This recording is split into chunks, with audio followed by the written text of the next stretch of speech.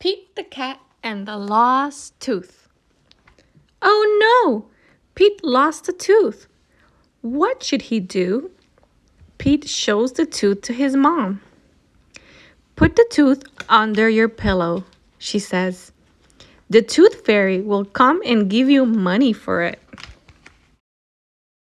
Pete thinks under his pillow is a strange place for a tooth, but his mom is usually right, and it would be pretty cool to meet the tooth fairy.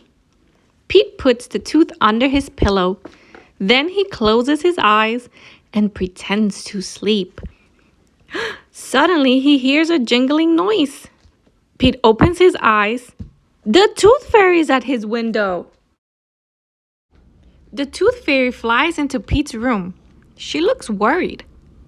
What's wrong? Pete asks. It's a very busy night, the tooth fairy explains. I don't know how I'm going to collect all the teeth that fell out today. Pete jumps up. I can help, he says.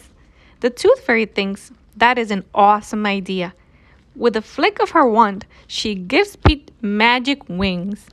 Now he can fly just like her. Pete loves his new wings. He zips around his room and does the loop-de-loops in the air.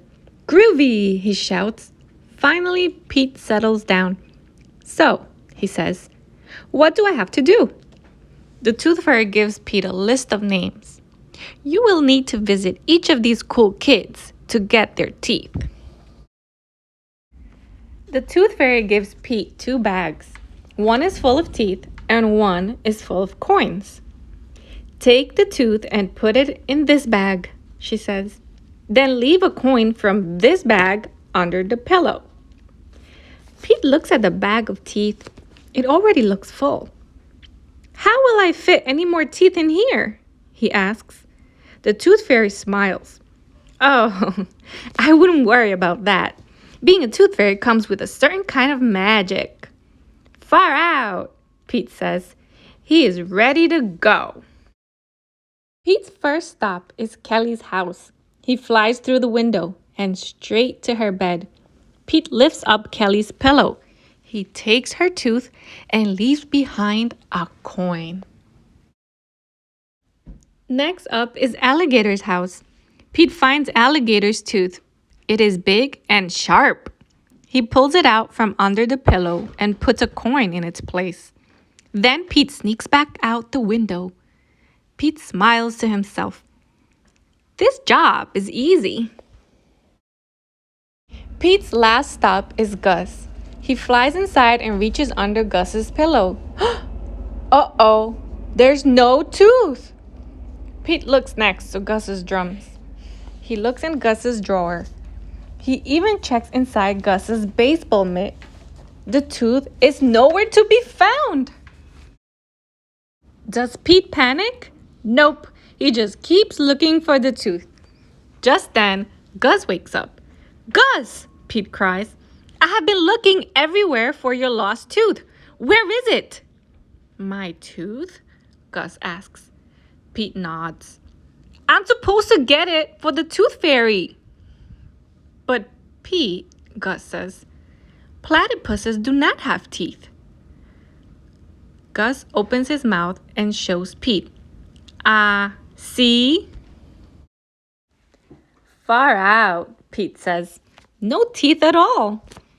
Gus shrugs. Sorry. It would have been nice to join in the tooth fairy fun. Pete smiles. No worries, he says. He takes a coin from his bag and slips it under Gus's pillow. Thank you, says Gus. You're welcome, Pete says. Good night.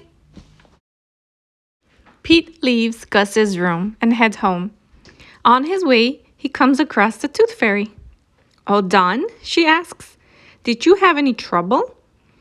Pete shakes his head and holds out the 2 bags. Nope, everything went great. That was awesome. Thanks, Pete, the tooth fairy says. She takes the bags. I should be getting to my next house. As Pete makes his way home, he thinks about Gus. Not everyone is the same.